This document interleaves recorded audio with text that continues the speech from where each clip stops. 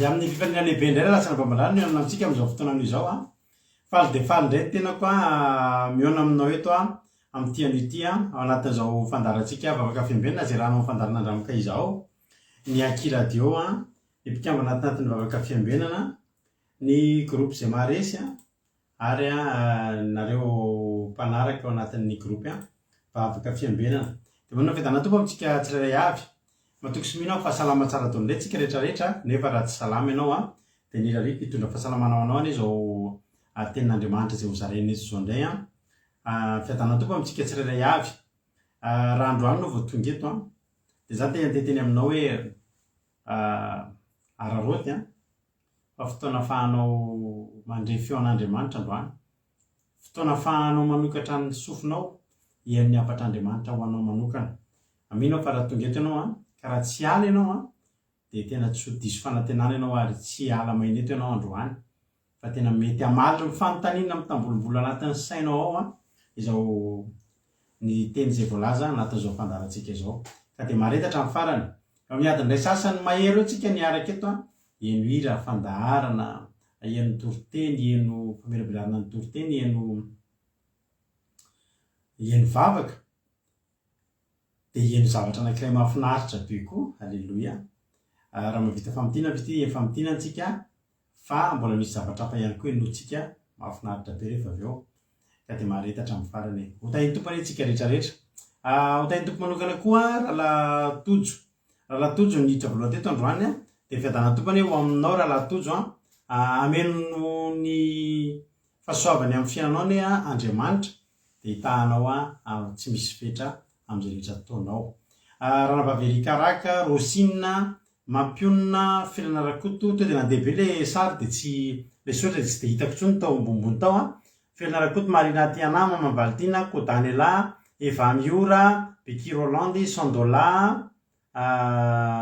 to dia mandeha aingana be satria lasa mandeha aingana be le anarana Erika Raka Kadaka Malala Kodaleona Kodaleoni Marina Tiana Kodaleona ireo zay azafady Marijo Mamsirandry Razana Monika Verselina Rantanely Marie Charline Kadaka Malala Mamsirandry Mamambalitina Claude Velarso ao ihany koa i Rodine Marie Maniko Mamambalitina Yama Ranababilina artizanay de Madagasikara Zamina Kamaradany Jesosy Jesosy Mahery Ranabavy Mihaja Niaina Mainso Ando Andry Eliza Tsiala Yama tahiny Jesosy daholo tsika Razana Monika Niaina Mainso fanarabeko teo fambiazana fitahina Berthe Sava Falra Eritovo Erika Tina Rakoto Arzaka Soameva ao ihany koa i Maniko efa nanarabeko teo Thierry Albenja Rodine Marie Andonia Suzelle Tojo Mikaela Tsisorina Tojo Lovlitina Ranoroso Olga Itody Raoniso Kodale Malawe Tsiba Iladanna Eliza Tsiala i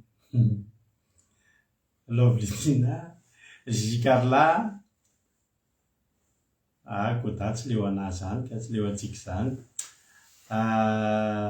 izy koa mbola tsy voaraba zay daholo ngamba mbola tsy voateniko a dia maretatra amin'ny farany dia tahin'ny tompo isika rehetrarehetra fahasoavan'Andriamanitra leo amintsika tsirairay avy ndolotsika hivavaka aloha tsika alleloia metraka amin'ny fotoana ampelantanan'Andriamanitra tsika dia andao aloha mpandrotsika ny nabavitsika Berthe Sava izy nivavaka fanomboana androany dia andao aloha apetratsika ampelantan'Andriamanitra ary toa nivavaka ary tsika miaraka amin'ny ranabavy Berthe anao fitenena ranabavy Berthe amen. Tahin'i Jesosy pastera, tahin'i Jesosy antsika rehetra, hiara hivavaka isika hametraka ny fotoana fivavahana eo am-pelantanan'Andriamanitra amin'izao vavaka fiambenana izao. Ry Andriamanitra rainay zanaka fanahy masina tsara indrindrao, renay anay amin'ny alalan'ny Jesosy Kristy. Misaotra raha tompo noho ny fitantananao ny vimbininao amin'izay tsirairay avy namakivaky nandritra ny tontolo andro iny ka nahatratr'izao fotoana takariva izay hiambenanay hitadiavanay anao iarahanay eto mba afaka amin'izao fotoana izao. Be ny ratsy izay nataonay Tompo Andriamanitra tsy mifanaraka tamin'ny sitraponao mamindrafo aminay anao ka manela ny fakotanay tsy miafiny aminah Tompo ny amin'izao fotoana izao dia mametraka ny fotoana eo am-pelatananao dia mangataka ny fanahy masina avy aminao. Tendreo Andriamanitra ny sainam-panahiny ho an'ireo mpanomponao izay nitendrenao androany hanao ny asanao ary hanatanteraka ny amin'ny alalan'izany asanao izany. Ianao Andriamanitra no homba hitantana ary hanome ny teny eo ambavan'izy ireo tsirairay avy ary indrindrandrindra ny fanahy masina avy aminao entina hanatanteraka ny amin'ny alalan'izao fotoam-bavaka izao. Eo Andriamanitra ny hamintina ny toriteny. Jehovah Andriamanitra ny hitondra ny teninao masina izay haposaka ny amin'ny reto mpanomponao, indrindrandrindra ny pastera izay hamelabelatra ny amin'izany teninao masina izany dia mangataka ny fanatrehanao ny fanahy masinao. Tendre Jehovah Andriamanitra ny lelan'izy ireo tsirairay avy, sokoafo Andriamanitra ny vavan'izy ireo ary ataovo tena hazava amin'ny alalan'ny fanahy masinao no hitarika izy ireo ahafahana hanatanteraka ny amin'ny alalan'izany fanaposahana ny tena masina izany. Tena ho sabatra roa lela Jehovah Andriamanitra hitsatika ao anatin'ny fony mpanompona tsirairay avy izay nanatrika izao fotoam-bavaka izao ny teny izay aloaka amin'ny alalan'izao fotoam-bavaka androany izao. Mitenena eto ana Jehovah Andriamanitra manatreha eto ana fanahy masinao fa mangetaheta lalina anao izahay. Eko Jehovah Andriamanitra ny fitaovana rehetrarehetra andesinay manatanteraka ny amin'ny alalan'izao fotoam-bavaka izao. Any amin'ny fotony Jehovah Andriamanitra ny pastera ara-domivady ary indrindra koa ny connexion mpanompona tsirairay avy izay tonga miatrika izao fotoam-bavaka izao satria tsy miafiny aminah Jesosy amin'ny alalan'ny telefona Jehovah Andriamanitra no hitadiavanay anao kanefa Tompo meno anao izahay, meno ny fanatrehanao ary ny fanahy masinano hibitsika manginao anatin'ny fonay tsirairay avy mba handray sy hankatony teny izay haposaka eto anatrehana ireto mpanomponao androany. Eko Jehovah Andriamanitra ny vafoka ny firenena Jesosy dia apetraka feno am-pelatananao izany, tsy mitapoka Tompo ny amin'izay rehetra masoa sy mampangetaheta ho anay tsirairay avy dia efa fantatrao anatin'ny fony tsirairay avy tsy miloka dia tsy maintsy ahita ny tavanao izahay androany, ahita ny voninahitrao satria mangetaheta anao izahay. Misaotra reo, misaotra fanahy masina tsara indrindra dia voninahitra ho anarery ihany. Halleluja, amen. Halleluja, ankasitraka indrindra andranam-bavy betsika tao anatin'izany vavaka fanomboana mahafinaritra dia mahafinaritra izany dia Andriamanitra manankarepa-savona ny ranabavy amaly fitianao tamin'ny asa izay vitanao teto androany. Halleluja. Soa meva itody rahony soa fity rodine soa ofisialy ireo mbola tsy narabeky teo Zamina efa narabeky teo ihany. Eliana tahiny Jesosy dia mareta hatramin'ny farany ho tahiny tompontsika tsirairay avy. Mbola tsy tonga moa ny famitianany fity manomboka androany tsika atao mifandarana akiradio, atao amin'ny fandarana andramoka izao ny akiradio dia misy fandarana vaovao misokatra eto. Tava mahafinaritra be mety efa hitanareo ka mampibliena atao anatin'ny page manomboka androany ilay atao hoe aky antsatonikalo. Halleluja. Tsara fantatrareo fa aika eto amintsika eto misy taletany afina be dia be hatramin'izay ary dia tena hoe rehefa nosokafany ranabavy nambiny tsomakirinina ny lalao dia samy nanao daholo amin'izay ny ankizy ka mahafinaritra fa fifaliana ho amin'ny manolotra anareo isaky ny fandarana ohatr'izao dia eny tononkalo anankiray tsika. Halleloia. Eno antsa tononkalo isan'andro isaky ny fandarantsika raha tsy tonga avy fotoana hoe tsy mbola nisina tsisy vaovao. Dia fa rehefa mbola misy efa maro ny vitao dia isan'andro tsika rehefa anatin'ny fandanindro iny anivavaka dia eno antsa tononkalo ka androany dia hanomboka azy anombavintsika nambin-tsomakirinina dia enongeny tononkalo raha pisonareo aheno hafa raha afaka pisonareo aheno hafa isaky ny fandanana dia aheno antsa tononkalo nareo maromaro amin'ireo ankizy efa nanao efa vitao fa tsy alovantsika indray mandeha daholo satria manjary tsisy enona manaraka intsony fa andeha isan'andro sika dia anieno antsa tononkalo isan'andro raha misy koa aminareo mpijery mety manana talenta manana fanomezam-pahasoavana dia alefa aty aminay dia amboaritsika sitsika misaotra ny ranabavitsika Angela io izy sy ranabavy Marie-Jo no miandraikitra ny fanaovana montage izy lasa atao vidéo miasa mafy mihitsy ranabavy Angela ao manamboatra ny vidéo an'ankizy avadika vidéo ilay tononkalo ilay antsa tononkalo mahafinaritra be dia mba enonge androany ranabavy Makirina izy moa navita voalohany dia izy no enontsika voalohany androany androtsirotsy atsika ho anahy manokana za tena mpakafy tononkalo tena mpakafy asa soratra dia mahafinaritra be anahy ilay izy dia tsika manompo an'Andriamanitra sy mifampahery dia ndao ary mino finaritra ary ianareo ranabavy Makirina. Ny famonjena. Aleluia. Amen. Jehova tonga ny fahavalo. Il est dévolu Tiamar. Noravany temposiny Jerusalema. Potika izy ireo ka tsy nisy tavela. Matahotra aho ka mangorohoro. Latsainy ny fiainako rehetra manontolo. Fanakorana zahay amin'ny fiainanay. Tonga fandatsana koa ny fiainanay. Jehova ianao dia Andriamanitra saropiaro. Ny mpanomponao rehetra dia tsy voaro. Marary ny fo ka tena malahelo. Le devoly ratsy tsy vanina iny eringano mihelo. Tsara Jehova fa tena miahy. Ny hoaviko rehetra dia tsisy mampanahy. Izy dia mahavonjy amin'ny zavatra rehetra. Hitaraina aminy aho ka tsy hitaridretra. Misy matoky aho fa hahita fitia. Tafiny voninahitra ianao dia mahateo tia. Soratako ty tononkalo tia. Anandratako azy. Ipetrahako eo ankaikin'ny tongony dia amatiako azy. Ho an'Andriamanitra reriany voninahitra. Halleluia. Amen. Alléluia. Ohatr'izay zany zao anisan'izao zay. Alléluia. Saotra ny ranabavy Makirina tsika tao anatin'izay dia raha pitronenareo eno hafa indray maromaro izy ao sady misy samy amin'ny karazany dia saorana anareo rehetrarehetra fa ny tsika moa zavatra ety amintsika hitanareo fa eto misy fandarana maro eto ao ny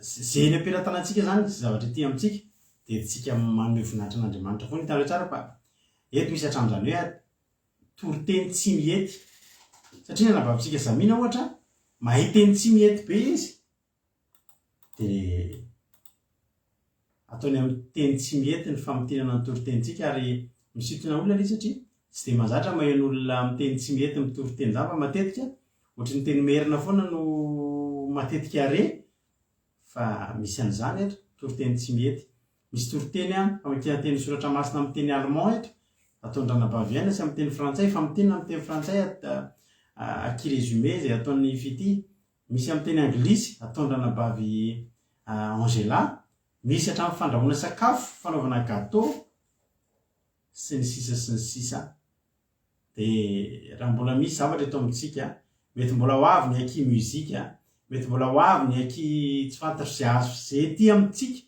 ahafahantsika manome voninahitra an'Andriamanitra. Dia zao misy indray ny tononkalo antsa tononkalo dia tsika hanomezantsika voninahitra an'Andriamanitra. Halleluia. Dia mankasitraka ny ranabavy Makirina tsika fa izy moa no nandefan'izay voalohany dia natonga ny fandarantsika nisy dia isaorana azy izany rehetrarehetra izany. Ndao ary tsika aloha eno famotinana aloha tsika fa tonga soamantsara ny famotinana ho avy koa ny akidansa zay ataony Rahalatojo mbola ho avy. Eno famotinana aloha tsika ary entin'ny fity satria navita soamantsara izy dia rehefa tsika eno hira todiditra amin'ny tenin'Andriamanitra. Meno finaritra tsika rehetra tany tompo ary fity anao ny fitenenana.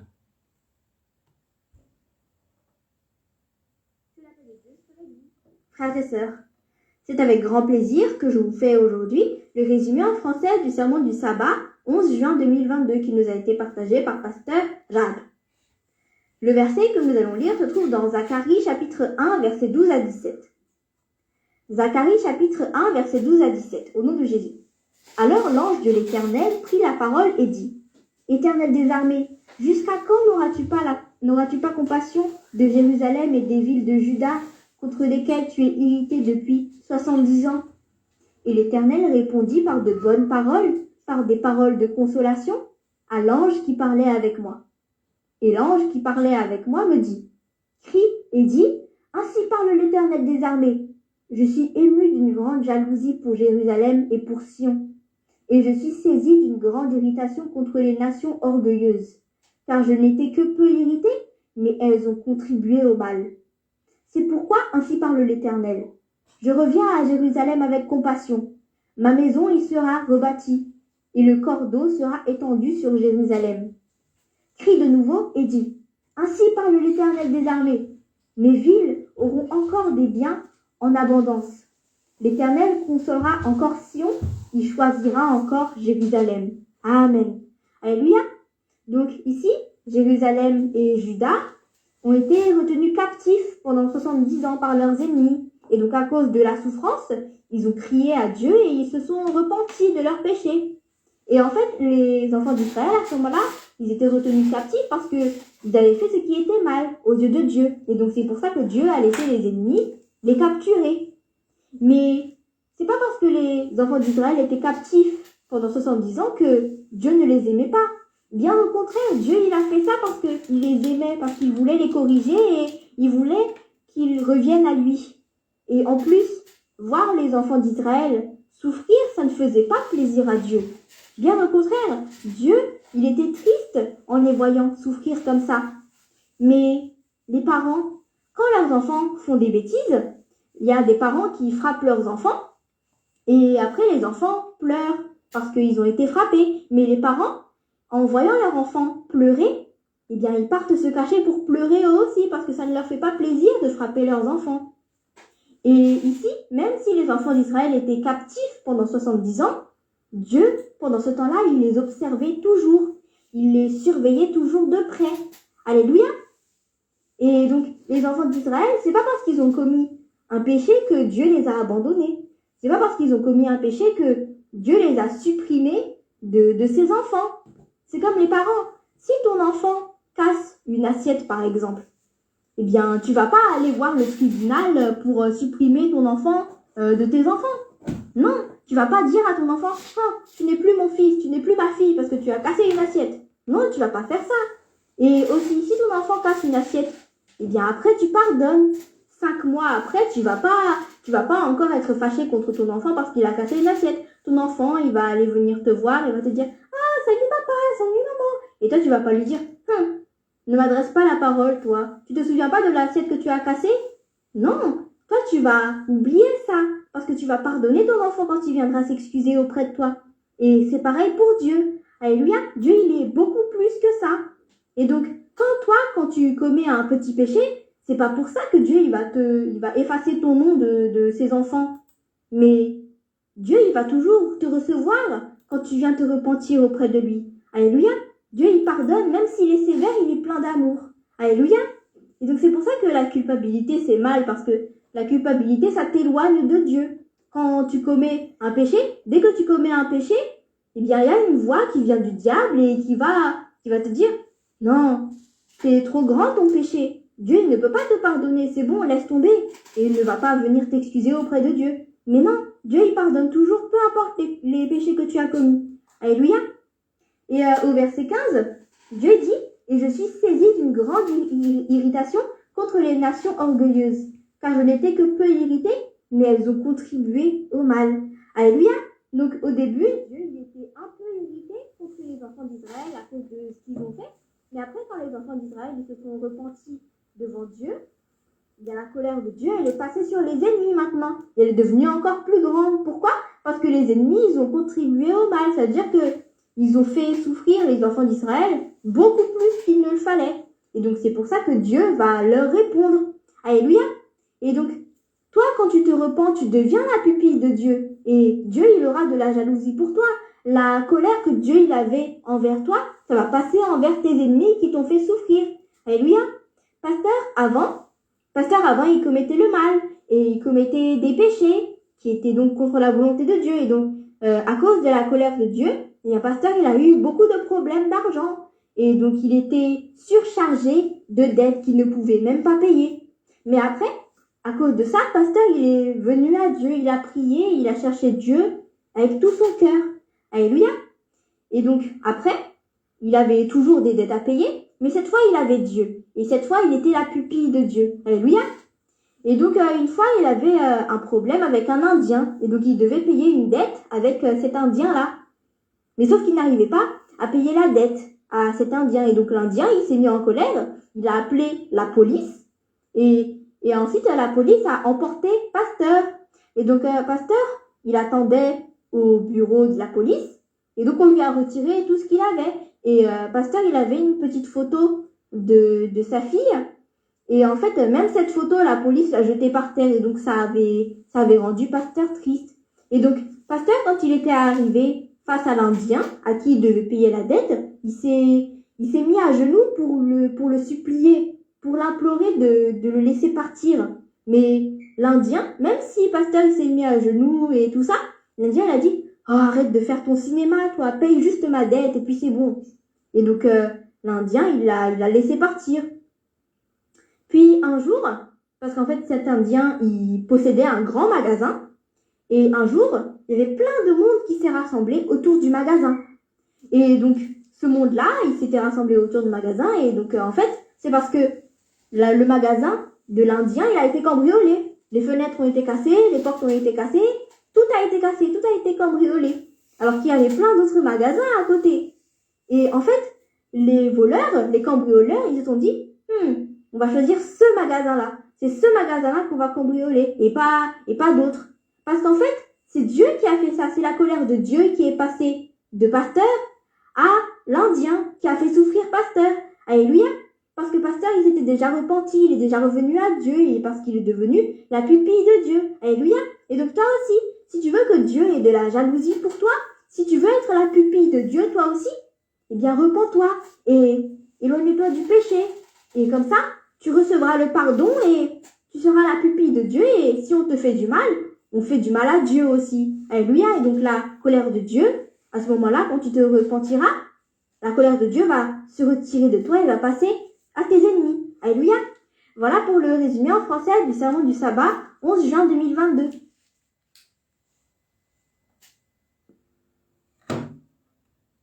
Alléluia. Makasitratsika ny fity misaotra betsaka fity tamin'ny fandaharana. Andriamanitra manakarepasaorana ny amaly fitianao dia tahin'ny tompo dia mitombo ositra mitombo fahasoavana dia mampiasain'Andriamanitra foana ny ianao efa dia misy olona tena mila an'izany famotinana zany ilainy zany mba ho azon'ny olona ny zavatra izay resahantsika eto. Misaotra fity dia tahin'i Jesosy dia mahereza foana fa ny azo moa riavana dia fotoana fohy ihany no mba hananany dia misy fotoana teo rehefa isika tsy navita famotena satria be devoir fa rehefa teo izy dia navita aingana teo dia navita indray ao izy dia rehefa mavita izy dia isorantsika, rehefa tsy mavita izy dia ampaherezintsika. Alléluia. Mahereza fity dia tahin'i Jesosy. Rahatsika hira anankiray dia avy hatransika to dia hitra amin'ny tenin'Andriamanitra. Izy andray zao mba mahay mitsatoka ny olona hiteny tola tenin'Andriamanitra eto, vao fanondroany ngamba izy tola tenin'Andriamanitra eto androany ny ao amin'ny groupe zay maresy tsy miteny ao anatin'ny tiry dia mba mitsatotsatoka izy izy amin'ireo olona hitanareo isan'andro ireo no mba hitory ny tenin'Andriamanitra eto indray androany. Raha isy baibolinao mangala toerana tsara ao anatin'ny tiry ity tsika no hiditra amin'ny tenin'Andriamanitra. Ndray hitentsika anatin'ny tiry hoe sambatra Jesosy, sambatra fa manana anao. Amen.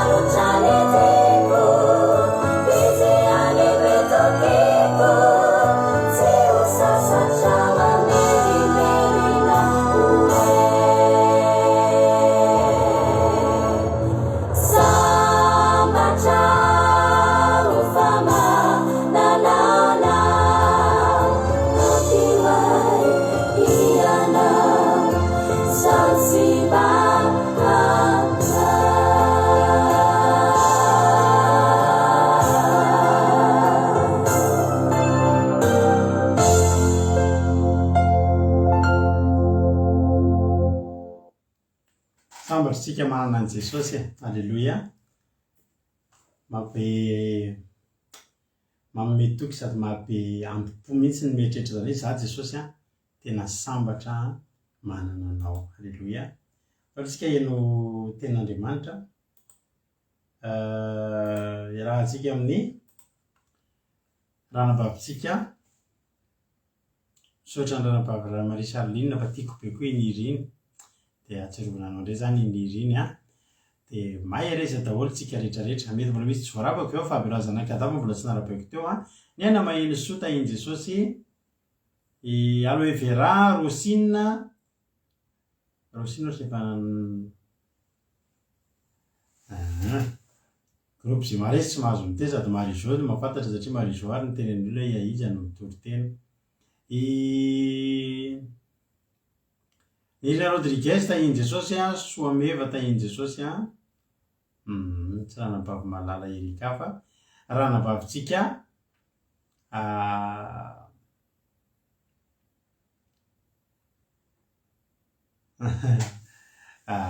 ranabavitsika Marina Tianany hitondra ny ten'Andriamanitra androany isaorantsika azy zany ary ampandrosotsika avy hatrany izy ao ny antoroteniny moa dia tonga eto indray miverina mamelabelatra ny tenin'Andriamanitra alleloia ka andao ary ampandrosotsika ary ranabavitsika Marina Tiana avy any Canada izy no mandefantsika an'izao toriteny zao dia menofinaritra tolindray ary isika rehetrarehetra dia rehefa avy eo miverina eto ihany mamelabelatra ny tenin'Andriamanitra miandry kely fotsiny antsika satria somary miraikiraikitra kely moa ny connexion dia miandry kely an'ilay toriteny fentsika alleloia ndao ary lasarintsika tay tompo ranabavy Marina anao ny fitenenana miarabantsika rehetra faly mamelabelatra aminareo indray ny momba fahamela-keloka lazainy soratra masina fa ilaina ny fahazahoana fahamela-keloka mba hanamasinana ny vatantsika sy anitsanana ny fampetipetenana rehetra izay misy ao amin'ny fotsika. Rehefa mivavaka isika isan-kariva dia mangataka foana ny famelan-keloka amin'iray amin'ny Jesosy. Zava-dehibe ny famelan-keloka mba hahafahanao mandroso milamina ara-tsaina sy ara-po.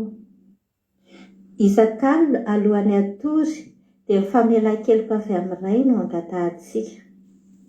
Isan-kasabata alohan'ny fotoam-pivavahana dia famelan-keloka avy amin'ny Jesosy avy amin'iray no ilaintsika. Izany no atao mba hahafahan'ny fotoana sy ny zavatra rehetra mandritry ny asabata mba handeha tsara, hirindra tsara, mba hilamina ara-tsaina sy ara-po isika ary hifantoka amin'ny zavatra izay atao, amin'ny vavaka izay atao mandritry ny fotoana io. Ilaina ny famelan-keloka, mangataka famelan-keloka amin'Andriamanitra alohan'ny hatory satria mba ahafahantsika ihany koa tona rehefa ao amin'ny torimasontsika mba hilamina ny torimaso, ahafahantsika miteny rehefa mifoha tena natory tsara izany misaotra Jehova fa natory tsara andro alina. Mangingina ao mangingina isika rehefa manao izany vavaka famelan-keloka izany. Izany famelan-keloka izany nefa tsy amin'ny fiainana spirituel, vie spirituelle antsika na hoe amin'ny fiainana ara-panahy ihany no ilaintsika izany, fa ilaintsika ihany koa izany eo amin'ny fiainantsika andavanandro. Ka izay no mahatonga ny soratra masina miteny hoe ary raha manota aminao ny rahalahinao dia makanesa any aminy, ka rehefa mitokany ianareo roalahy dia asehoy azy ny fahadisoany. Raha mihaino anao izy dia efa azonao ny rahalahinao. Izany no hita ao amin'ny Matthieu 7:15. Matthieu 18:15. Ao amin'ny Matthieu 18:15 izany dia mazava tsara mihitsy ny adidy sy andraikitra izay amin'ny maha-kristianantsika miteny hoe eo Jesosy izany miteny antsika hoe tsy maintsy ataontsika izany ny mitady fihavanana amin'ny mpiara-belona amintsika raha misy fahadisoana izay nataony tamintsika. Mila mahay mamela heloka isika. Rehefa famelan-keloka tsy dia tena hoe ho an'ny rahalahintsika loatra fa tena ho antsika mihitsy izany ilay izy, ahafahantsika mandroso eo amin'ny fiainana, ahafahantsika tony amin'ny saina, ahafahantsika tony ao amin'ny eritreritrintsika, tony ao amin'ny fontsika, madio tsara ny fontsika dia mirosontsika miroso amin'ny zavatra atao. Ny fo tony ny fo mahay mamela heloka ihany no afaka mandeha ampilaminana any amin'ny tanjona izay aleha, no afaka tody any amin'ny zavatra izay atao. Ny filaminam-poa tsy mampikorotana ny saina dia afaka amin'izay izany tsika rehefa avy eo mianoka hafaliana, mianoka tsara ny fiainana izay atao sy ny adidy rehetra izay atrehantsika eo amin'ny tontolo androntsika, eny na eo amin'ny fiainantsika ankapobeny. Dia mbola mitohy ihany io anatra omeny Jesosy antsika io ao amin'ny Matthieu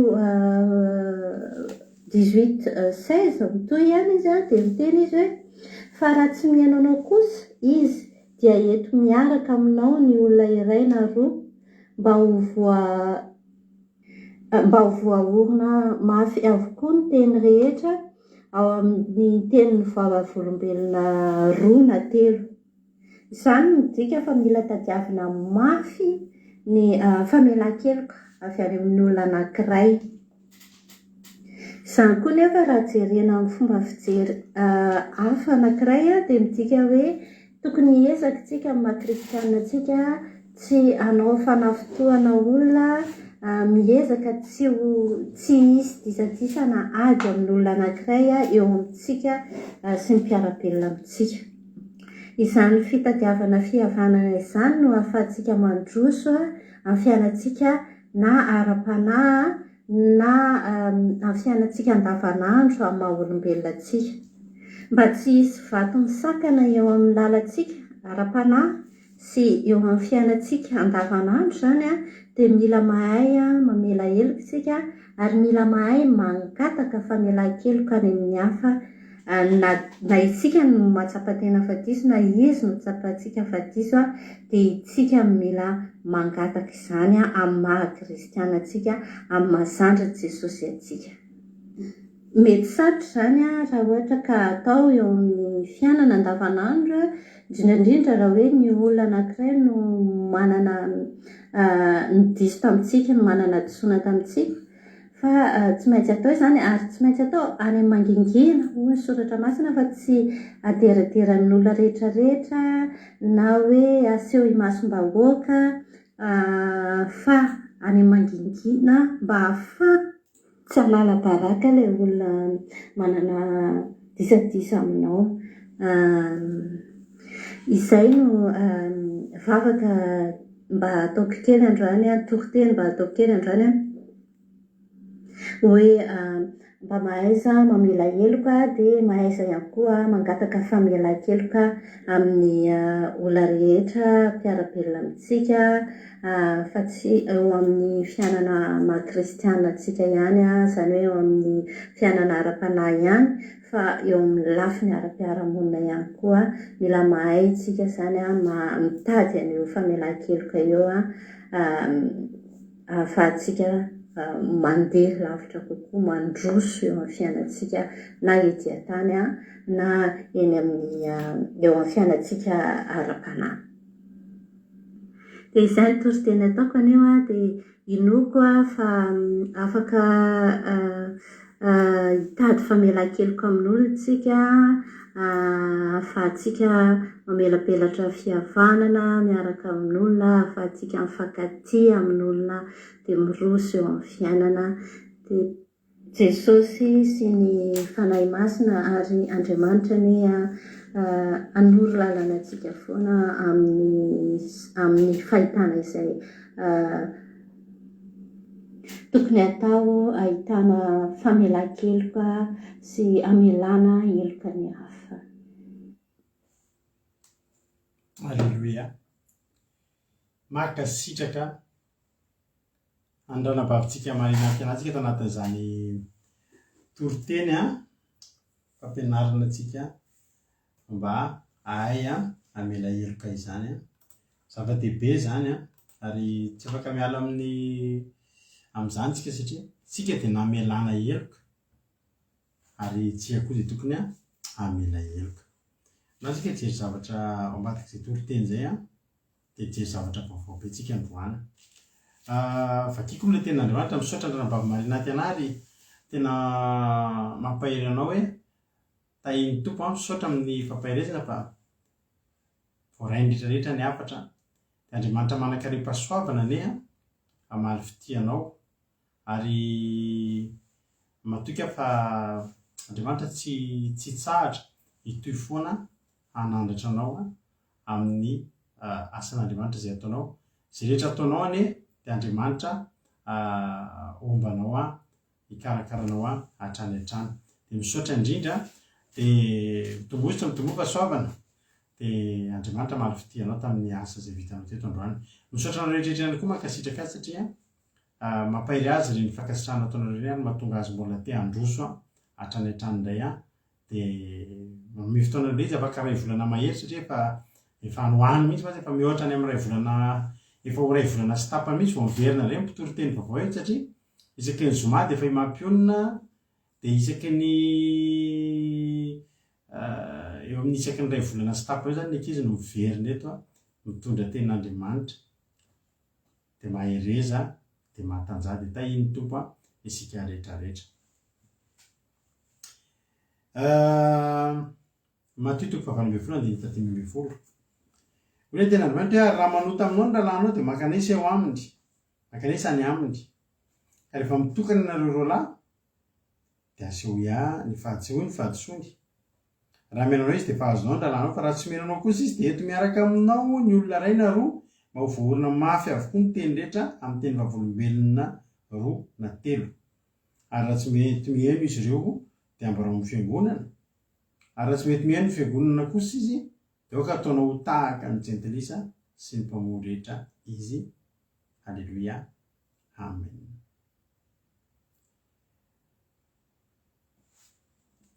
Ny olona anankiray zay taloha nanana an'izay nanana alika kely ako taloha amoa dia piopy alika foana taloha dia io alika io zany tena fankazo aminy indrindra ao atokantrano dia zahako sy zavatra tsy teneniko dia kedy raha vao zany no mitrerona anazy dia tonga izy dia mipetraka, vao zany no mitena anazy dia tonga izy dia mipetraka. Dia zavatra fataoko indraindray io alika io any amin'ny toerana tsy tokony hanaovany maloto ohatra no sendra manao satria manana toerana fanaovana an'izany izy. Raha vao manao an'izay bêtise zay izy dia ny zavatra atao alaina izy dia entina mijery eo amin'ilay zavatra ny bêtise nataony zany, ilay adarana nataony dia kapohana izy eo dia fantany hoe inona ny antony izy. Ny olana ho an'ny olona sasany ohatra ny mamako zao taloha hitanao izy zavatra tsy mety ataon'ilay alika tarihana anona tarihy dia sendritany tokotany ilay alika dia tonga dia kapohany fotsiny amin'izao dia ilay alika tsy mampatatra hoe inona ary ny kapohana azy avy hoe tsy fitiavana azy lasa masika izy, lasa tezitra izy dia lasa tsy tiany mihitsy ny mamako tamin'izany. Raha tiako atongavana dia zao be dia be ny olona tsy mahafantatra akory ny zavatra tsy mety ataony ary diso be mihitsy ny olona anankiray ohatra tonga dia milongolongy amina olona anankiray tsy ampahafantarina azy kory ny zavatra antony. Any ampon'ny olona any ampontsika tsirairay avy reto dia misy zavatra maro mifamoivoy ary anisan'ny tena olana kely rehefa ohatra olona samy hafa no miaraka hoe samy hafa. Rehefa olona maromaro zany no mikambana anatina fiarahamonina anankiray dia misy fiarahamonina somary sarotra any satria misy fomba fandraisana zavatra tsy mitovy mihitsy, misy fomba mety misy kolotsaina tsy mitovy, mety misy fomba fanao tsy mitovy, mety misy fomba fahatakarana zavatra, mety misy fomba fandraisana zavatra tsy mitovy dia mila mitandrina be rehefa miaraka amin'ny olona maro sika, rehefa miaraka amin'ny olona samy hafa zany satria samy hafa daholo no nanam-piazana antsika, samy hafa daholo ny fomba fandraisantsika zavatra. Indraindray misy olona diso hevitra dia mandray zavatra hafa alafiny hafa izay tsy sapan'ny olona. Indray andro za teneniko anareo misy olona zay tsy tsapako mihitsy fa efa ela be ke izy tonga hitako mihitsy hoe miavinavina aminahy izy, za tsy natsapan'izany mihitsy fa nisy indray andro tao am-piangonana mpiara-mivavaka moa zany izy io dia indray andro tao am-piangonana misy aloha fifamelana ohatra antsika tamin'ny pentecoste zay raha misy olona nananao alahelo dia tanao miresaka aminy dia mamelana ilay olona dia gaga be rehefa nisy fifamelan-keloko dia nanantona anay izy za azo mamela ny heloko ao rehetra be mamelana koa ianao izy izy fa za ozy izy ela be azy tena tezitra taminao dia tsy haiko mijery anao harika zay izy izako mijery anazy za tsy mahafantatra mihitsy fa isaky ny mijery anahy izy dia tsy ny oriko tsony no mivoto ny ahy efa mivoto matetika fa ny anazy dia tena tezitra. Mafantatra ao no natezitra azy misy fotoana hony niarabanahy izy avy lavitra dia jereko otrotry tsy ndrarahiako dia zay dia nitazominy apo hoe mba niaraba ny ralarado nefa tsy nivaliany dia nanomboka teo izy tezitra dia manomboka eo zao zara teneniko anao ny devoly misisika manararaotra zavatra be dia be manara ohatra zavatra kely isosoana de atao ambadik'izay nararotiny devoly de lasa ohatiny hoe mandinika fihetsika foana am'izay le olona de fihetsika koa efa anatin'ny sainy hoe za me avinavina anazy de ohatiny hoe maneho avinavina daholo zavatra zay ataoko zany fa tsy nahafantatra ny indra tsy tao anatin'ny saiko mihitsy fa mitombo ny zavatra tonga ao anatin'ny sainy de namela ndraiky akabe hoe misy olona famelamiko amin'ny zavatra ohatr' zany amony te taminay tena tsy mba tao an-tsaiko zany tsy tadidy kokoa zany satria ao am-piangonana be dia be ny olona tsy voatery ho hitanao ny olona rehetrarehetra de tany zany zao raha tsy nisy any fifamelan-keloka taloha amin'ny pentecoste tsy fantatro mihitsy hoe nisy olona tezitra tamiko tany raha tsy izy no teny hoe za tezitra taminao rehefa misy zavatra anisan'ny mampilamina sy mampirindra fiarahamonina rehefa misy zavatra hitanao hoe mampalelo anao na tianao tenenina amin'ny olona raha tianao iny olona iny to de teneno raha vo tsy tianao izy de aza tenenina satria iotrika ao anatin'ny fonao le zavatra tsy ampifankatianao aminy tsy itiavanao azy mihitsy ary nefa mifotsika tokony tsy avelantsika ho fanariam-pahako ohatran'izany ravana malala ary za miteny amintsika hoe tsisy zavatra tsara ohatry ny madio am-po tsy mampanina mihitsy ny mahita olona anankiroa mifanazava ny olana amintsika mazy de zao avy anao reo afa tsy maninona zany ka tsy maninona raha vavy vehivavy matetika tena ampianao le zavatra te tsy maninona re zany raha vavy fa ho azoko ianao misy le olona anankiray zay hoe mamela anao fa tsy adiniko ny nataonao mbola tsy mamela ny dikan'izany tsy mamela ny dikany hoe za mamela anao fa zao kosa nefa tsy adino inona sady mity vazana ihany tsy matoky loatra zany tsika rehefa mamela de zao nke nitadidio hoe Andriamanitra rehefa namela antsika tsy miandry antsika kendrotoany zany intsony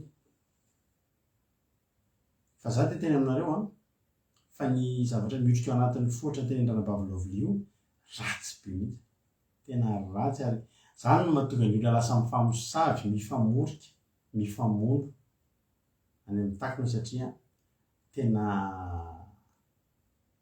raha vao avao anatin'ny fo ao no miainga de ratsy avokoa ny zavatra zay ataonao miakatra ny anatin'ny lohanao sy ny sainao hatramin'ny amin'ny fanahanao any zay aloha ny amin'iny ampafantaro an'ilay olona zany hoe rehefa misy azy mety de tonga de manana fahadiova-po zay za moa de efa zatra an'izany za rehefa miaraka amin'ny nizaniza na namako zany na reo eto amin'ny groupe eto zany de za tsy mba zay mivady moa zany tsy mba mihafahafa mihitsy zay eo no eo raha mandinika nareo eo no eo iandry de efa miantso hoe ahoana le ohatrohatrany tsy mety ohatrany tsy milamina misy inona ahoana sy ahoana mba ninona mahatonga an'izy eo no eo mba ilamina an'le izy farak'izay aingana ihany koa alleloia fa tsisy zava-mahafinaritra zany hoe olona madio am-po hoe tonga eto tsika de madio am-po daholo alleloia tanareo zao misy manana lailo amiko de andefa SMP satria arovana ny fonareo nge ny tena rovany satria za zao tsy manintsy tsy mahafantatra an'izy koa fa eto de zao ny ten'Andriamanitra hoe raha manota aminao ny rahalahinao le rahalahinao zany nanota taminao nanao zavatra tsy nety taminao de anjaranao no maninona makanesany aminy kanesany aminy dana miresaka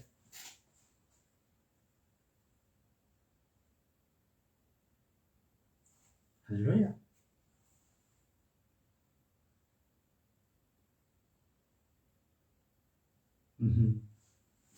alefasy ny MP fa tsy maninona alefasy ny MP de efa vitatra ny amin'iny de ifanazavana de iarana tsiny avy eo alleloia rehefa mitokany ianareo lahy de asy hoe aza fiady zany hoe aza amorina vahoaka fa na izy teneno any aty MP na izy teneno any mangingina de asy hoe azy hoe le zavatra ohatry zao lahy tsy nety le zavatra ohatry tia tsy nety fa maninona ianao nanao an'ity zavatra ity. Ampalero anarana le zavatra nataonao ohatr' izao a. Le zavatra ohatr' izao nyteneninao iny tena nandratra ny foko iny. Ampafantaro azy. Hoy ny tena Andriamanitra hoe aseho azy fa tsony. Raha mihaino anao izy dia efa azonao ny rahalanao. Raha nihaino anao zany izy tamin'iny dia miverina ny maharalanao. Miverina ny firahalahiana, miverina ny fifankatiavana. Tsy very havana ianao e. Alleloia. Amen. Zany ny tenin'Andriamanitra. Zany ny tenin'Andriamanitra hoe raha mihaino anao izy a dia efa azonao zany hoe famelo.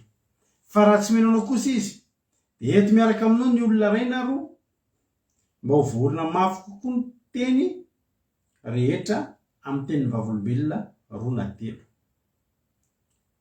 Mitondra renfort zany ianao, mitondra vavolombelona zany ianao, anamafisana an'ilay zavatra nahatongavanao, anamafisana an'ilay teny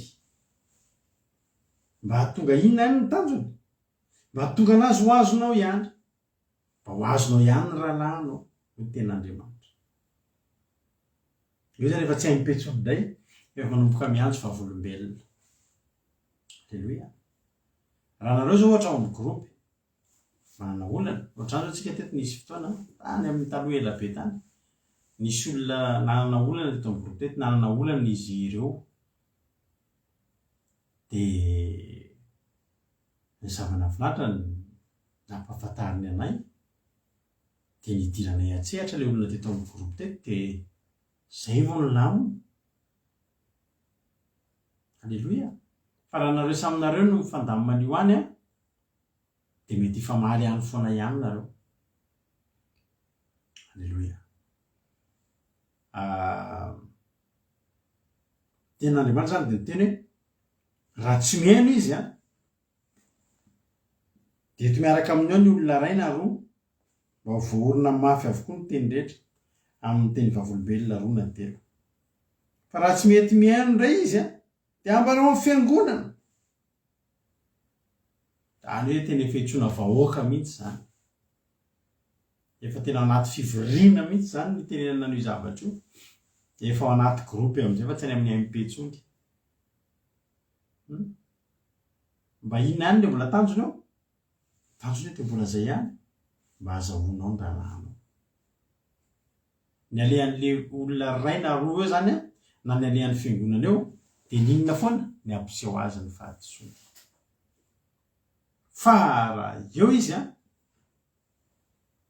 raha mbola tsy mety mihaino izy efa amin'ny fiangonana ny tonga eo dia aoka ao ataonao ho tahaka ny jentilisa sy ny mpamoritra izy zany hoe esorinao aminy atao lasa tahaka ny olona hafa, esorinao amin'ny fiarahamoninao mihitsy izy a, ataonao tahaka ny jentilisa zany dia olona mivoaka ny fokon'ny Israely sy ny mpamoretra. Inona moa mpamoretra? Inona ny endriky mpamoretra moa amin'ny baiboly? Mandidy hoditra, tsy mahita fity amin'ny olona raha mbola tsy mety mihaino ihany. Alleluia. Zareo rehefa nandinika ity tenin'Andriamanitra ity dia mahita hoe ohatran'io koa ny fiasan'i Jesosy amintsika. Ohatran'io mihitsy no fiasan'i Jesosy eo amin'ny fiainantsika, amin'ny fiarahantsika aminy. Rehefa misy zavatra tsy mety ataontsika. Hoy ny tena hoe raha manota aminao ny rahalahinao dia maka-nesa ny aminy. Rehefa mahazavatra tsy mety anatrehan'Andriamanitra tsika, manota amin'ny Jesosy tsika dia zao ny zavatra mitranga tonga eo amintsika izy. Inona ny alehany eo? Mitondra anao mitokana izy. Misy toerana hitondran'Andriamanitra antsika hitokana. Indraindray tsika entin' Jesosy mitokana an-tany efitra, ngazana tsisy n'inona tampoka izany ny fiainanao. Misy fotoana tsika entin' Jesosy mitokana eo ambony fandriana eo, marary eo.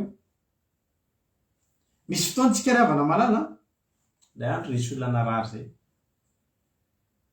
Dia izao manam-pahiriziko azy hoe courage ianao a tsy naitsika teo mbofany izy de nitomany izy izy tam'izay courage ianao a aza mitomany aza malahelo fa mba tian'Andriamanitra eo ianao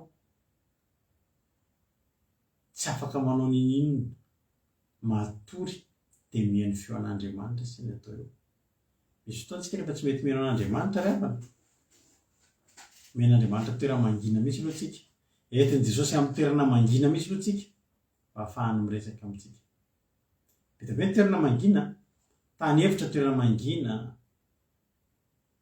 fandriana atorinao amin'ny fararinao io tahaka ny Ezeka izy rery sisany teo nisy ny rindrina sisany teo entiny amin'ny toerana mangina mety entiny amin'ny lalana mangina tsisy nizanizy ohatry ny mandeha zany na problème na tolana kely tsy indraindray zany any eo amin'izay le manao le mivavaka de mandiny tena eo misy zatra mahazo anao de aza mbadinao mihitsy ny manontany n'Andriamanitra manontany ny tenanao manontany ny fanamasinao anatinao mandiny tena le andro zay mivady nandalo olana be mihitsy na midritra amin'ny fotoana ela tsy hoe olana kely nandalo herinandro fa tena mambolana ho azy zany riavana tena nandalo olana efa mivavaka ohatr'izao zay efa nompon'Andriamanitra ohatr'izao zay tena nandalo olana ela mivavaka ihany Jesosy ampio fa tsy tafavoaka an'le olona nataony mivady am'izay avy eo mivavaka izay de mivavaka de mifandray tanana zay mivavaka mandohalika miantso an'Andriamanitra de mandiny teny tompo ampahafantaro anay zay tsy nety nataonay mandiny teny ino de miezaka mandika sao de mba le zavatra ohatr' izao ary tsy nety nataotsika sao de mba le zavatra ohatr' ity ary tsy nety nataotsika iny vida be lalovanao tsisy volona reo menakavy mety mandalo olana tena iny hitondran'i Jesosy atsika ny amin'ny toerana mangina iny Jesosy zany le rahalahintsika nanotatsika de izy ihany no mankaty amintsika efa le mangatsiatsika manadinodino vavaka iny de entin'i Jesosy amin'ny toerana mangina ianao entiny mitokana ianao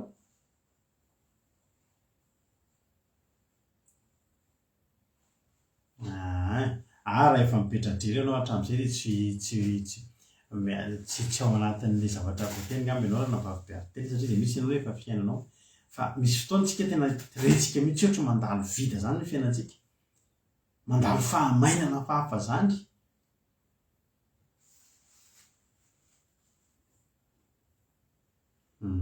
efa miora raha eo ambony fandrinana hôpitaly ianao de zao no teko anareo misy olona teto amam-bolana izy na mety aman-taonany tao amin'ny hôpitaly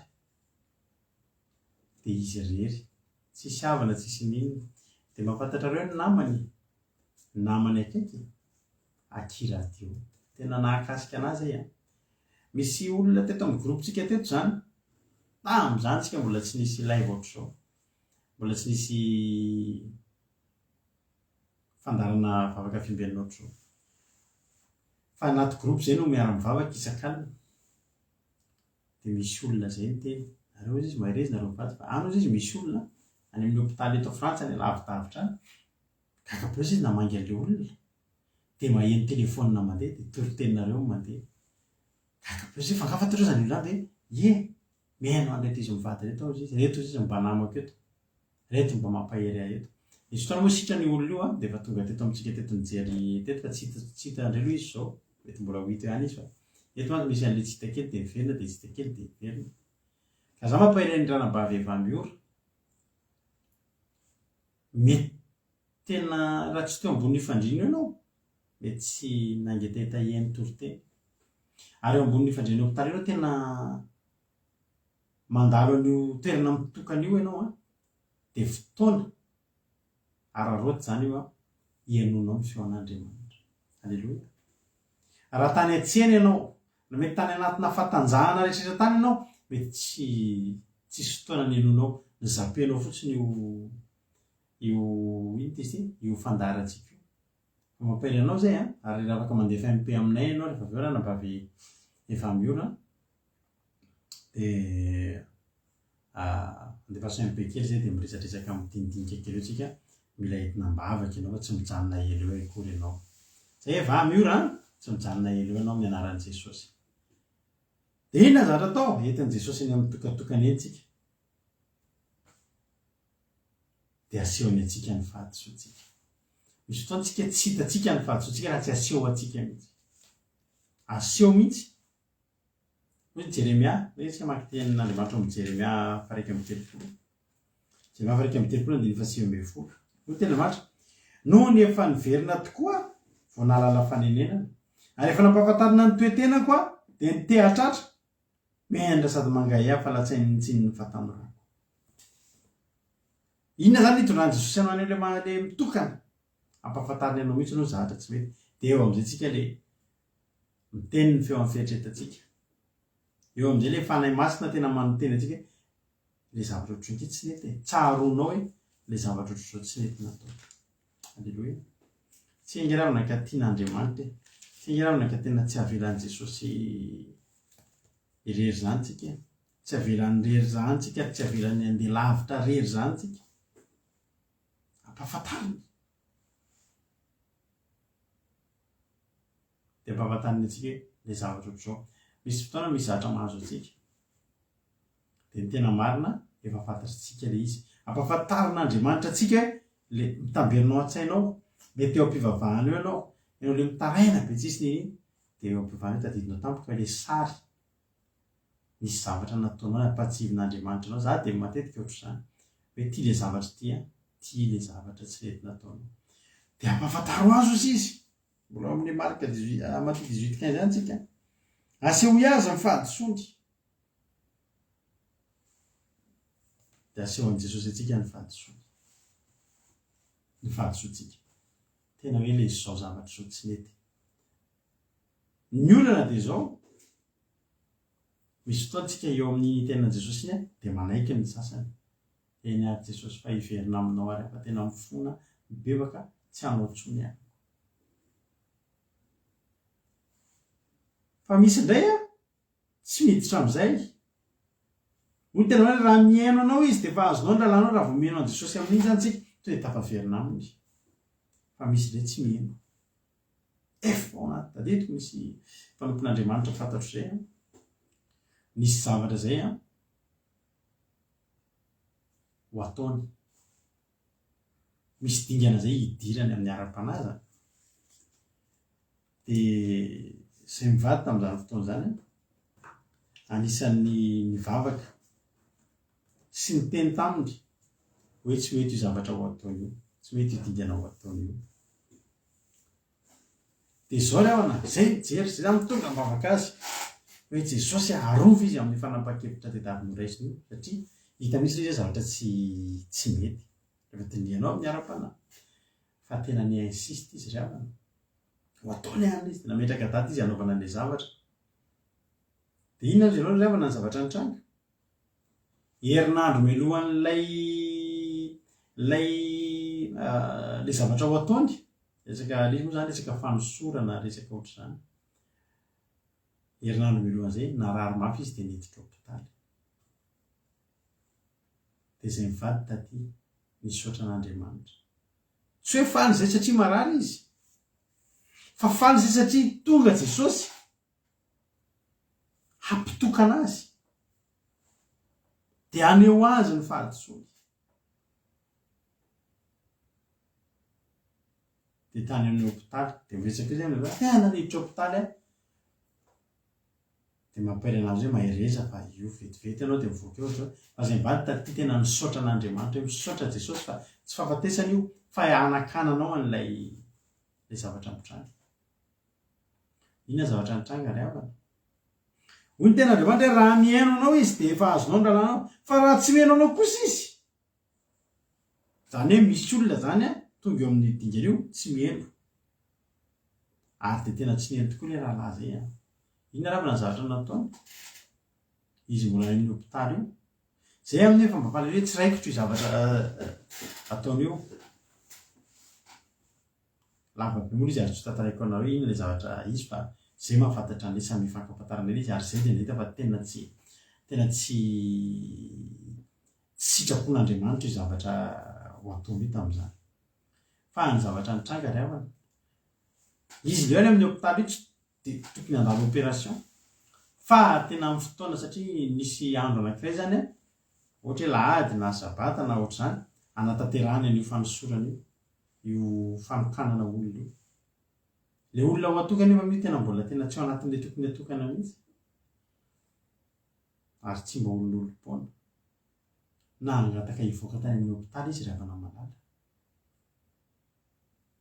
hitanao Andriamanitra zany mampiditra anao any amin'ny hôpitaly a tokony takatra hoe inona ny ao ambadiky ty zavatra ty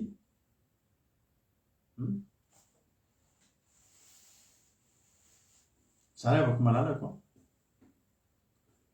de anisan'ny olona mba tena mihaino feo amin'ny fieritreretana rehefa misy zavatra ataon'Andriamanitra aloha de tonga de dinihako ina ny antony ty indray andro ilohan'ny nizoko an'izay titary zay indray andro efa ela izy ty taty andafitra ty de somary nisy fotoana teo amin'ny 2 andro 3 andro teo tsaroke nangatsitsika ny ara-panahy nangatsitsika ny ara-panahy varindrina amina zavatra tena mivavaka mandeha mivavaka ary tsy atao tsony tamin'izany tsika mbola tsisy fandarina isan'andro mbola tamin'izany mbola zay menakavy kely fotsiny de inona ny zavatra nitranga ozy nareo andeha hiasa am'izay andeha hiasa maraina de ny fo mampiona de niteny tamiko zaho izy nanofy ratsy any lahy tamin'ny alina nanofy ahoana ianao nanofy ao sisy hoe maty ianao maty aho zany nanofy zany mampiona hoe maty aho zany ve ho aho mivoaka teny am-parikina andeha hiasa aina zany mivoaka teny am-parikina ahako veloniko ny tômôbila tsy velona tômôbila itiko isan'andro isan'andro velona zizizizy tsy nandeha tsy nazaka ny batery le tômôbila to de nitiko le tômôbila to de natsoko ny ampiasana za tsy afaka miasa androany tsy afaka miasa androany inona ataoko zany to de nody aho tady tiako ny nofy mampiona nanofy ana maty a tômôbiliko tsy velona za tsy insiste amelinareo tsy insiste hivoaka an'io tranoko io a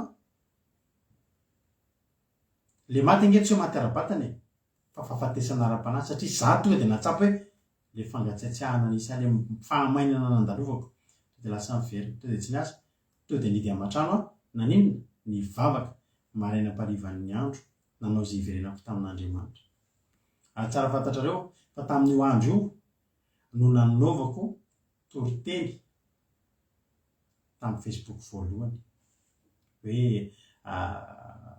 nanaovako toriteny nampaherezako olona tamin'ny Facebook voalohany vokatry io fidiko ao man-trano tsy niasa tonga de nifady anina ako ny andro ty tonga de nifady anina maraina nivavaka nidy tao anatin'ny efitrano tao ny arivo efa nomboka nahazo ery a hengoka etapaverina amin'Andriamanitra laisiko ny telefona tonga de nanao toriteny tao an-trano nanao toriteny a tsy hitako tsony hoe toriteny zay hoe lasa izy zay tsy de nampaherezako ny olona nanomboka tamin'izay nanao toriteny teto amin'ny Facebook voalohany vokatry ilay fiverenako io toriteny io inao zara tiana tenenina le olona le mpanompon'Andriamanitra teneniko anareo a niditsy hôpitaly izy tokony teo izy tonga de tokony eritreritra hoe misy antony ty ny zavatra miseho amintsika tsisy zavatra kisendrasendra zany fa misy antony daholo ny zavatra rehetrarehetra indrindra fa tsika mivavaka hoe tena misy dia tanan'Andriamanitra daholo ny zavatra miseho amin'ny fiainantsika olona tena vatra asehoy azy ny fahadisony raha miheno anao izy de ho azonao ny rahalanao fa raha tsy miheno anao kosa izy de le raha laty inona zavatra nataony za tsy maintsy anao an'le izy zay efa niteny ary tsy olona ray zay ny tena zany hoe aza manao an'io fa tsy sitrapon'Andriamanitra io a mbola nangataka hivoaka avy any amin'ny hôpitaly izy rehefa nangataka tamin'ny dokotera hivoaka ny andro triny fotsiny le andro anankiray na ny tena ngozozary nanao an'le fanosorana zay nataony loza teneniko anao fa zany zavatra zany efa tsy lenihany tamin'ny voalohany. Efa izy le taon'ny hôpitaly fa misy zavatra tian'Andriamanitra tsy andehanany. Ohatrany hoe boringa ny tongotra zany. Ohatran'le zavatra inge tsy velona ny tomobile. Inge afaka velona miantso olona ianao dia amorsena batterie dia velona inge tsy olana inge mamelona tomobile tsy velona zany raha hoe batterie. Fa inona zavatra tonga ao an-tsaiko? Misy zavatra tian'Andriamanitra tonga avana zao. Tomobile nandeha tsara alina tsy velona androany mampina no fiananatory. Andriamanitra miteny zany. Dao ody, dao hivavaka. Dao hamonjy ny ara-panahy, dao hiverina amin'Andriamanitra. Halleloia. Moa tena Andriamanitra raha tsy mihaino anao kosa izy dia eto miaraka aminao ny olona iray na roa. Mavorona mafy. Iza le olona iray na roa? Anjely reny, alain'i Jesosy amin'izay. Amin'ny voalohany aloha Jesosy dia teneniko anao miteny anao rery any amin'ny mangingina amin'ny alalan'ny trangan-javatra. Bitsika aminao eo amin'ny mangingina tsy hoe le zavatra ohatrany nataonao inge tsy mety. Dia itsika ilay mbola be toika. Aiza kosa moa Jesosy ny dia tsy ety fa za nge ohatr'izao. Maka olona iray na roa tonga indray ny anjely manampy an'i Jesosy mitondra trangan-javatra eo amin'ny fiainantsika. Mitondra trangan-javatra miseho amin'ny fiainantsika, hampandiny tenantsika, hampitodika antsika hoe inona ny anton'izao Andriamanitra. Misy fotoana izay taloha zao izay mivady tsy miady ady zany intsony. Fa taloha izay mivady na dia efa mivavaka ary dia misy fotoana miady, misy fotoana mifamaly. Taloha efa ela be zany. Dia izao ny zavatra nitranga. Le olona tamin'izao zay nanana mpanampy be dia be karakara resaka tomobile. Dia misy mpanampiny anankiray izay. Hitanao ilay amin'ny clip iny, ilay amin'ilay clip ilay téléphone iny. Olona niasa tao aminay matoko dia tao aminay mantsy izy iny. Dia izy iny rehefa jerena ohatra simbasimba daholo ny tomobile eto hoe misy zavatra simbasimba tsy velona ohatra zany. Dia teo izao ny teneny. Miadana nareo mivady. Dia fa ahoana izy izy mampiony. Efa remarkeko fa raha vao nareo miady dia misy zavatra tsy mety eto tokotany. Misy fitaratra tomobile vaky tampoka izany. Misy zavatra tsy mety tomobile manao court-circuit tampoka tany. Misy zavatra mitranga. Rehefa nareo mivady ao an-tokantrano, raha te ho tahin'ny tomponareo mifankatiava tsara. Fa saingy rehefa miady nareo misy zavatra mitranga ao an-tokantrano, ny vola lasa tsisy zany, ny asa lasa tsy ambinina. Inona ny zavatra mitranga? Reny le olona iray na roa atsony Jesosy rehefa tsy nety le bitsihana tamin'ny voalohany tsika. Rehefa tsy nety an'le bitsihana tamin'ny voalohany tamin'ny mangingina ngerevany. Tamin'ny voalohany tsika mbola tsika sy Jesosy rery, mbola tsy nila ninina ny tranga. Fa ao anatin'ny mangingina, ary Andriamanitra zatra manao zavatra ao mangingina. Izy marika matitoko fahaenina. Ianao raha mivavaka dia midira ao amin'ny efitranonao. Dia rehefa voarindrinao ny varavaranao dia mivavaha amin'ny rainao izay ao amin'ny mangingina.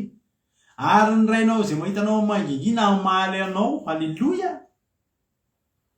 Mbola mangingina no Davida ngerava nakany nanarin'Andriamanitra tany amin'ny mangingina. Impiry Davida iny nampianarana tonga Davida lehilahy mahery ohatrany iny tsy voasoratra. Za zany tompo niady tamin'ny Leona sy ny Bera. Nisy fotoana inge Davida tsy voatery na resy Leona sy Bera. Nampianarin'Andriamanitra izany fa tsy voasoratra tany amin'ny mangingina.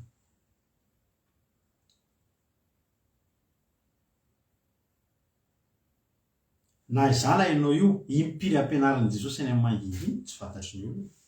Tsy miseho ety amin'ny androntsika, tsy publieny amin'ny Facebook-tsika, tsy mipoitra any amin'ny zavatra izay ataontsika ely. Fa any amin'ny mangingina ampianarin'Andriamanitra isika. Fa amin'ny olana tsika tsy mety mampianarina any amin'ny mangingina, tsy mety miaika any amin'ny mangingina, dia miantso amin'izay Jesosy. Ray na roa anjely hitondra iny, hitondra fampianarana amin'ny fiainantsika. Misy zavatra tsy mety ary, tsy mety ary. Fampitodiana antsika daholo ireny. Ary zao raha mbola tsy mety ndreo izy raha mbola tsy mety mihaino ihany tsika ao anatin'ireny zavatra efa hitanao hoe mitranga. Dia tena hitanao mihitsy efa miteny aminao zao mihitsy ny zavatra mitranga hoe dana mibebaka, dana miverina. Misy tsy maninona izany io hoe tsisy olana io hoe fomban-javatra io. Misy olona manamaivamaivan-javatra ohatr'izany. Za tena hoe koanao rehefa fa zavatra mitranga io fainko miantana hoe misy antony, inona ny antony iny Jesosy, inona ny antony iny, misy zavatra. misy Andriamanitra miteny ao ambadiky ny zavatra miseho amin'ny fiainantsika.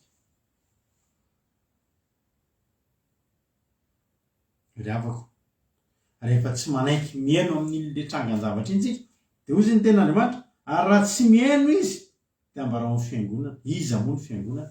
Ambaranao an-danitra am'izay, ambaranao amin'Andriamanitra am'izay, alaza amin'Andriamanitra tsika hoe Andriamanitra irado iny ange ka tena tsy mety miova mihitsy. Inona ny tsy efa natao fa tsy mety mihitsy nge.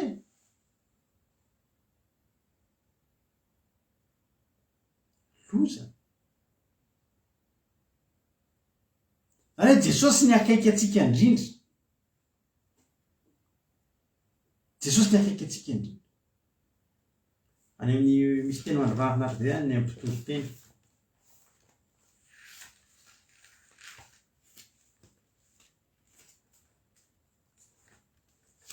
Izy je tena marina amin'ny any amin'ny mpitoro teny toko fa-5. Jesosy miteny mora, miteny ao mangingina. Teny toko fa-5 andiny 17. Ny tena Andriamanitra manao hoe ny tenin'ny endry zareo eo amin'ny mangingina dia mahery no fitreron'ny mpanapaka dala. Aleo fahendrena toy izay fiadiana ary mpanota iray masimba ny sobe. Zao zany. Ny tenin'ny endry izay reo amin'ny mangingina dia mahery. Zany hoe tenin'ny Jesosy iny zany le tenin'ny Jesosy amintsika ny amin'ny mangingina, mananitra antsika ny mangingina, iny tena mahery iny. Iny tena tokony hampidika antsika iny. Fa ny zavatra tonga avy eo ao aorianan'iny dia efa fitreron'ny mpanapaka amin'izay. Tonga amin'izay le tena ady. Netin'izy, netin'ny olona ray na roa andraisinahitra antsika.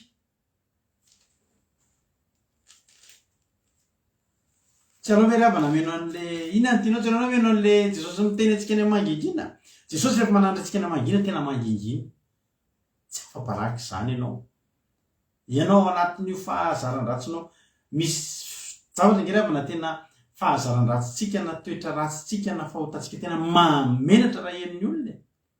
Fa Jesosy rehefa ao mangingina, tia antsika nge Jesosy no mananatra anao mangingina. Rado amina Jesosy. Tanao hitako daholo le zavatra ataonareo zao.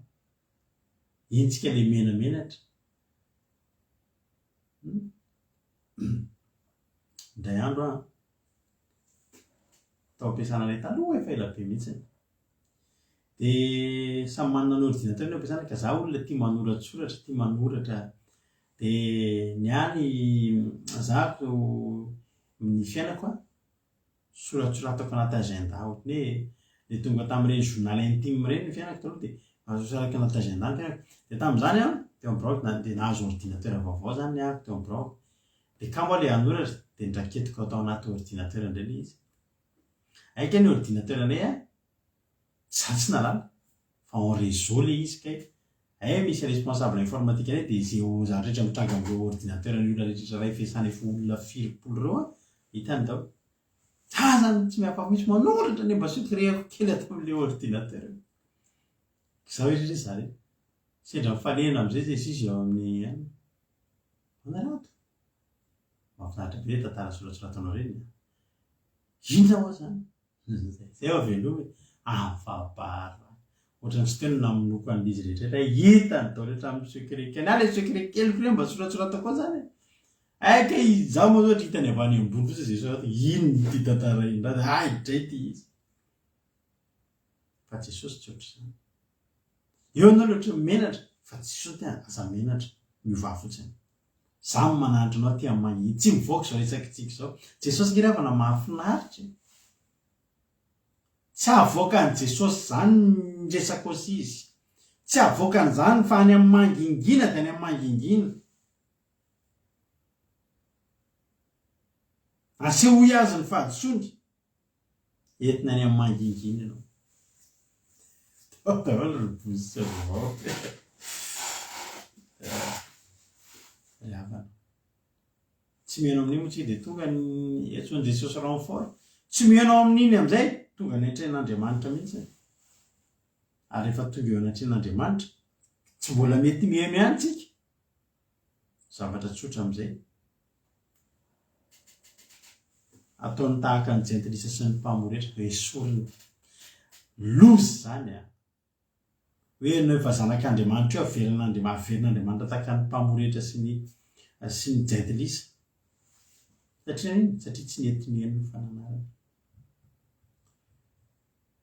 zany zavatra teneko anao zany maharesy lahatra na foana manao hoe Andriamanitra tsy adala ary endry Andriamanitra raha niteny tany amin'ny Marka 3:10 manao hoe ny amin'izany andro any dia tsy misy mahalala na ny anjely ao an-danitra eny fa na dia ny zanaka aza. Marka 3:13-32 ny amin'izany andro na ory zany dia tsy misy mahalala na dia ny anjely any an-danitra ary na dia ny zanaka aza afa-tsy ny ray ihany satria maninona Jesosy tsy nampahafantarin'Andriamanitra amin'izao no avy fa za teneniko anao fa raha fantatry Jesosy hoe amin'izao no avy tonga avy leo mangina antsika teny iomanina reo amin'ny 15 juin amin'ny 2 any tonga zay iomanina tolo fa tsy dia tsy hitako Jesosy ngeravana tia atsika tsy tia atsika Andriamanitra fa Andriamanitra endry raha ny teny fa na Jesosy tsy mampafantatra ny andro aviany fa vitan'izao zany bisibisy atsika ny amin'ny mangingina any satria tiany loatra tsika tsy ho very raha mbola tsy mety mihaino zany tsika tonga eo anivon'ny fiangonana zany hoe tonga eo anatrehan'Andriamanitra sy ny olo-masiny ny zavatra ataontsika dia ratsy ny toerantsika fa za tena miteny anao ary betsaka nefa ny olona amin'izao fotoana izao tsy manaiky ho ahitsin'i Jesosy any amin'ny mangingina fa tsy maintsy avoaka pape maso ao amin'ny atrehan'ny lanitra sy ny anjelin'ny lanitra ao tsika vao hibebaka ray avana tena anao hoe andoantsika iverina andoantsika tena manaiky amin'ilay voalohany indry eto misy Jesosy miteny anao mananatra anao any amangingina dia andeo izy enotsika izy satria aizitsika ny ahita Andriamanitra ohatr'izany ananatra anao any amin'ny mangingina tsy mamoakamoaka ny secret anao si izy zany tsy menatra zany ianao anaovan'i Jesosy anao tsy manala baraka Jesosy ary tsy mahatonga antsika menatra zany fa ny iovatsika ny tanjon'Andriamanitra maherezy ianao maherezy tsika hoe ny marana koa zany amin'ny Jakoba 5:5 atsika rehetrarehetra ndray kosa dia izao manomboka androany ianao rehefa mahita rahalahinao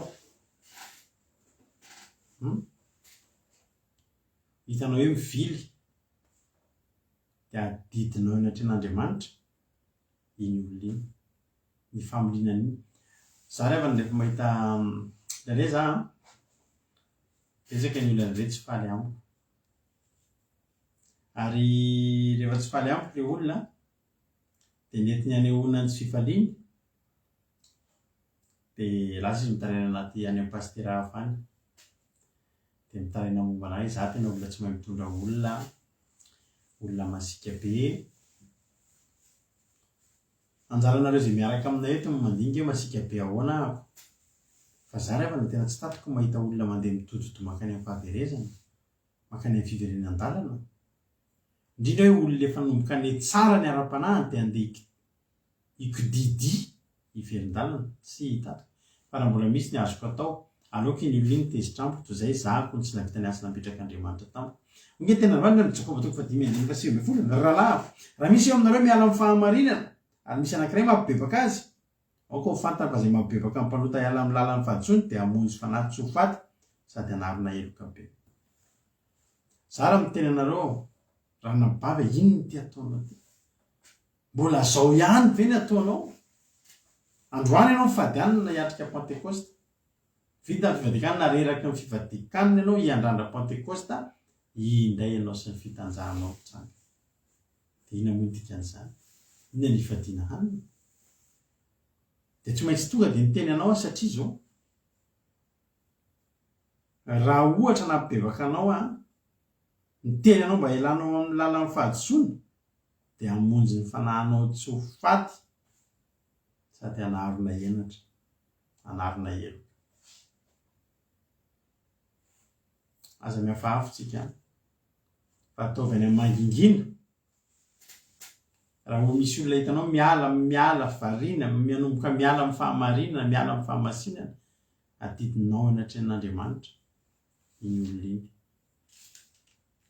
aza velanao aza mangina fa mitelena ary raha vitanao ianao an'izay dia tsy angina eo amin'ny fiainanao koa ange Jesosy fa ombanao izy maiza mihaino ny feo an'Andriamanitra maiza mihaino fananarana aza miandry elabe hoe tonga ny ao anahy io tonga eo ambavorin'Andriamanitra ny faratsitsika ho hidina amintsika ny valin'izany fa teny mbola Jesosy mibitsika amintsika mangingina aty manatona ny ralahany izy io manatona antsika manatona anao mikasika anao reno mihitsy izany misy Andriamanitra miteny amiko atao mangingina dia tonga dia miverena amin'ny fa iny ny sitrapon'Andriamanitra ny fiainanao hiverenanao aminy ho tahiny tokony antsika rehetrarehetra mino fa voarainao izay afatra izay dia raiso le Jeremia faraiky amin'ny telopolo teo hoe rehefa nampahafantarina any toe-tenako dia natsapa tokoa hoe diso dia ankehitriny tonga eto mitehatratra alleloia verena vakely Jeremia teo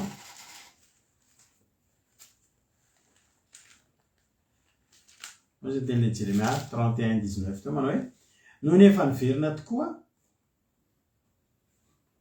ndao vakiko ny Jeremia toko faraiky amin'ny telopolo andiny fahavalo fonge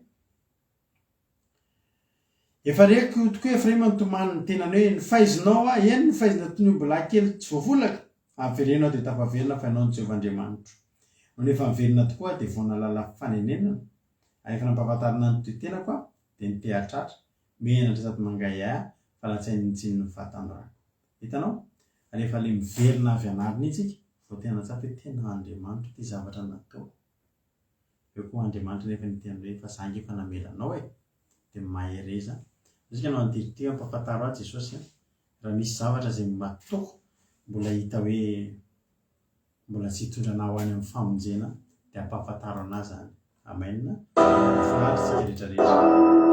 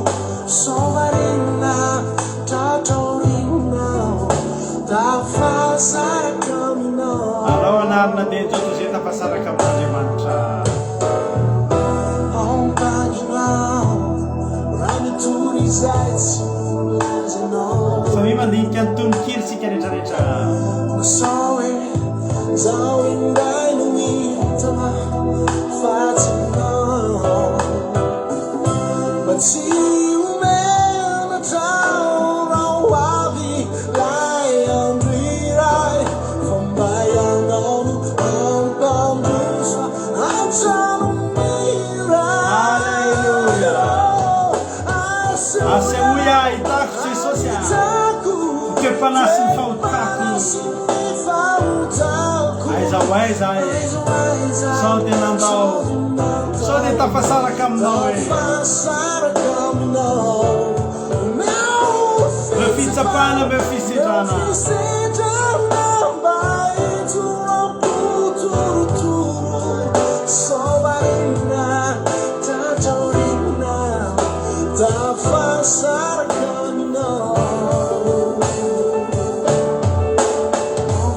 ampianaro a Jesosy mahalala azavela tumalalo ampianaro anisa sisa yesuya aitaku twepana simifautaku aiza solimandao tafasara kamino meu fitsapara meu visedana baitura futuro sobarina tajorina tafasara kamino alcanara alala azavela tumbu malalo alcanara manisa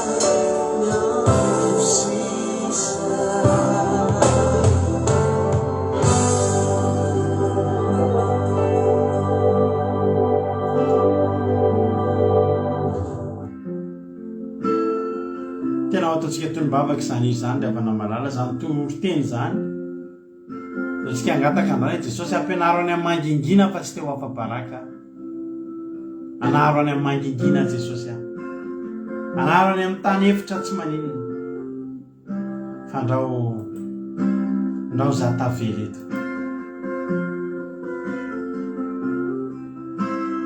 asiko mafy ny tenako mba ho mangana ozy izy Paoly ndao za efa nitory no tavela eto androany manomboka eto dia aza kivy aza leo no anarin'Andriamanitra ry havana angatao isan'andro Andriamanitra mba hamme anao an'izany hoe feoan'ny fieritreretana zany feoan'ny fanahy masina ananatra anao amin'izay rehetra tsy mety ataonao zany tianao Jesosy rahalahany ianao raha nabaviny ianao ho tonga aminao amin'ny mangingina izy dia ampafantatra anao ny fahadisoanao rehefa ampafantariny ianao ny fahadisoanao dia ndana mibebaka hoe bebaka fa mbola fitiavan'Andriamanitra atsika fitiavan'i Jesosy atsika zany tsika vanginy ampahalalany tsy mety zany mba ahafahantsika miala amin'izany ahafahantsika mandeha araka ny sitrapony makany an-danitra misaotra Jesosy tamin'ity fotoanandroany ity misaotra Jesosy satria voatory teto indray ny afatra ao dia raisinay Jesosy zany teny zany ary matoky izay fa tena hoe